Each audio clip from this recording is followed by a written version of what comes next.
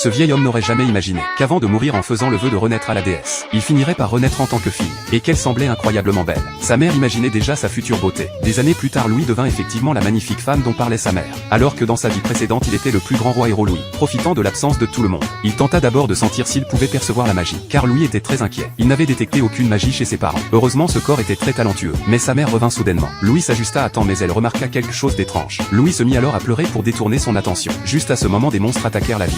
Sa mère paniqua et n'eut pas le temps de réfléchir. Mais Louis était très intrigué par ces monstres. Il espérait qu'il serait puissant dans ce monde. Ainsi, être vaincu par eux aurait de la valeur. Peu après, il sentit la puissante magie émanant du monstre, ce qui excita énormément Louis. Mais pour les autres, il semblait simplement en pleurs. Je soupçonne fortement que Louis faisait exprès. Soudain, le monstre fit irruption. La mère confia précipitamment sa fille Louis à son fils aîné. Elle se plaça devant le monstre pour les protéger. Mais le fils aîné Léo n'était pas un lâche. Après avoir déposé Louis en sécurité, il attaqua courageusement le monstre. Mais Léo et sa mère étaient trop faibles actuellement. Ils furent rapidement vaincus par le monstre. À ce moment critique, Louis s'avança. Ses yeux émirent une lumière éclatante. Puis un rayon réduisit le monstre en cendres. Léo fut témoin de la scène. Heureusement, il s'évanouit l'instant d'après. Louis comprit que cela faciliterait les explications. Quand Léo se réveillerait, il lui dirait que c'était un rêve.